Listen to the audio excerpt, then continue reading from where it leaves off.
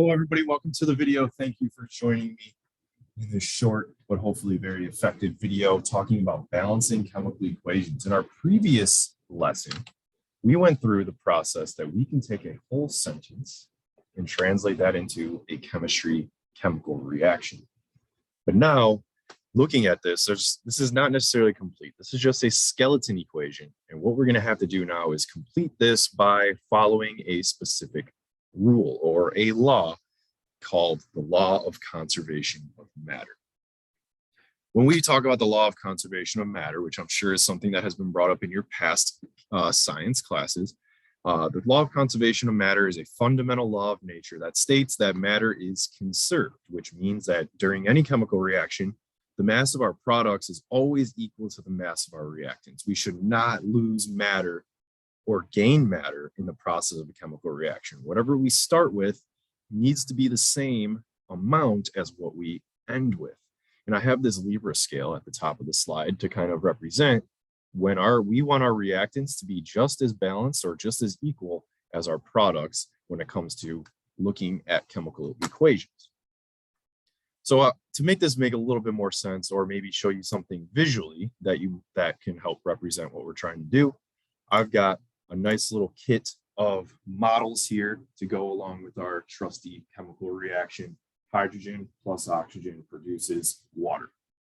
Now, using these models here, we can see that H2 contains 2 hydrogen molecules. That's what the structure is. We've got an O2, which contains 2 oxygens with a double bond. And then we have our H2O containing 2 hydrogens and 1 oxygen. Now, just looking at this, we can kind of see that things are not even. My hydrogens, there's 2 here and 2 here. We want them to be equal on both sides. So far, hydrogens are good to go. But then when it comes to the oxygens, I have 2 in my O2 and only 1 in my H2O.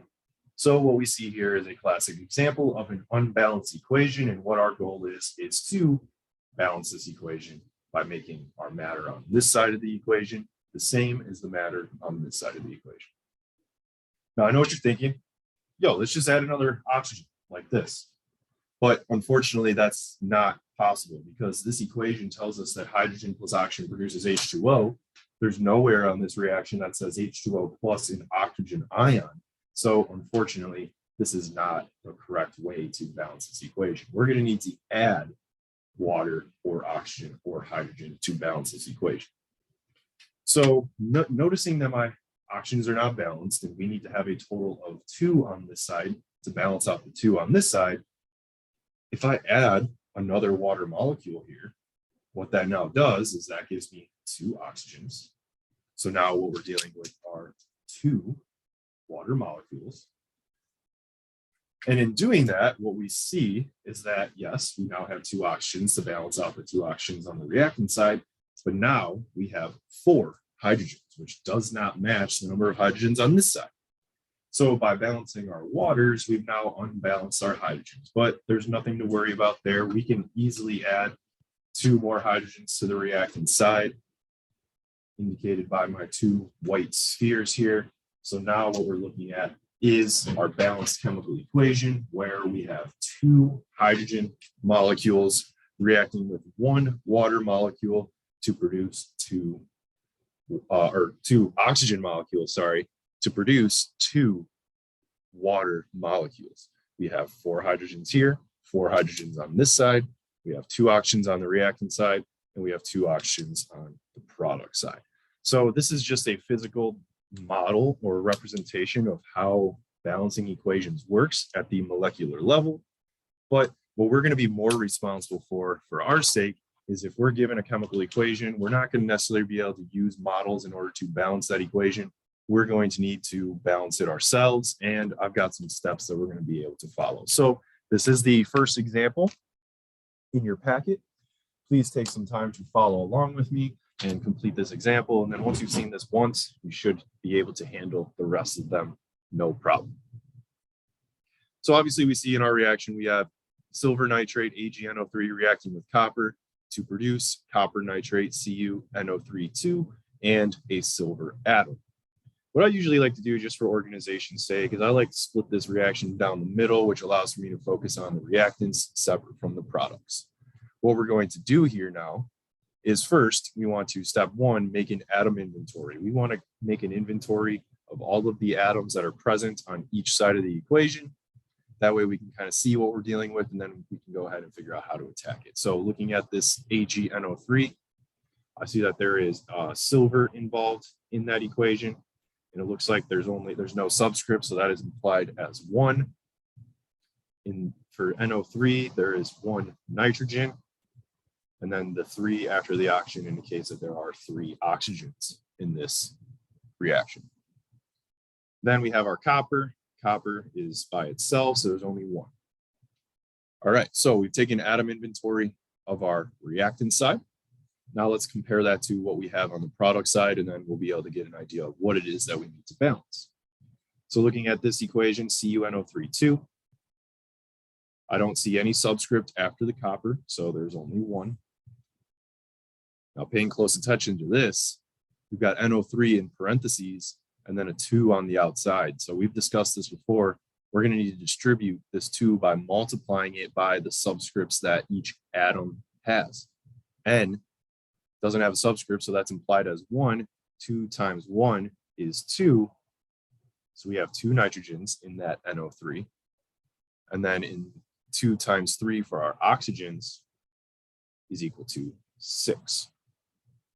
So now we're starting to see some of these numbers aren't necessarily lining up. And then lastly, let's not forget about silver. Silver, there's only 1, indicated by no subscript and no number in front of it. So now that we've taken our atom inventory, we can kind of start to observe some of the atoms that are balanced, like our silvers and our coppers, and then some of the atoms that are not balanced, like our nitrogens and our oxygens. So once we've determined this atom inventory, we're going to find an element that is not balanced. It doesn't matter which one you start with. You're going to end up coming to the final answer in one way or another anyway. So it's totally your choice. The choice is yours. I'm going to start with nitrogen just because working down the list, it makes sense just in the order of the way that we're going to solve this. So where I see that I have 2 nitrogens on this side, but I only have 1 on this side, we have these blanks in front of each of these substances in the chemical equation. These blanks are where we're going to add our numbers. Just like what I did for this chemical equation, I added numbers in front, which then allowed for us to balance. That's what we're going to do for this equation as well. So if I want my nitrogen to equal 2, we're going to need to add the number 2 in the front of the blank that contains a nitrogen. What that now does is this distributes the 2. This tells us that we have 2 of everything that follows. So now we have 2 times 1 silver. That's changing the number of silvers we have. So, we're now not balanced with silver, but that's okay. We'll be able to balance it. 2 times 1 nitrogen gives us 2 nitrogens. Look at that. Our nitrogens are now balanced. And then 2 times 3 oxygens gives us a total of 6 oxygens. And how about that? Our oxygens are also balanced. So we're able to kind of handle multiple elements, or I guess 2 elements in this case, by just adding 1 number in front of that. That number 2 is distributed to all of the elements that follow. 2 times 1, 2 times 1, 2 times 3. And that's how we kind of adjusted our chemical formula. So great.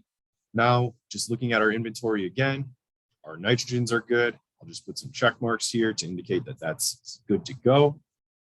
Our oxygens are equal, so that's good to go. And our coppers are equal. So those are good to go so far. So our one last atom that we need to go ahead and balance is we need to balance out our silvers. There's 2 on this side and there's only 1 on this side. That's easy to fix. If we put the number 2 in front of this silver here, that's going to go ahead and balance that, giving us 2.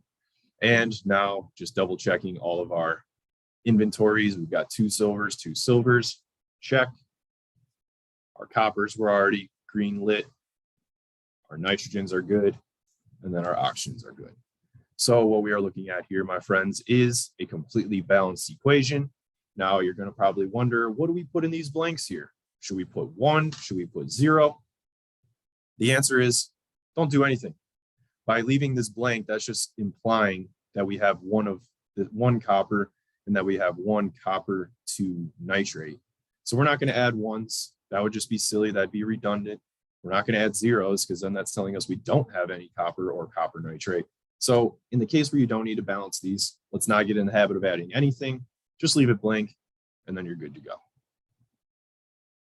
So in your packet, you have about 8 additional examples to go along with this to help you guys practice balancing chemical reactions. This is a very, very important skill that we need to make sure that we are understanding, because moving forward, balanced equations are going to be of the utmost importance for a lot of the things that we're going to do involving these actual chemical reactions. But let's cross that bridge when we get there. Practice some balancing. We'll make sure to do this a little bit in class as well, just to make sure we're perfect at it. And let's see what kind of doors we can open after we've balanced some equations. Thank you guys for joining me in today's video.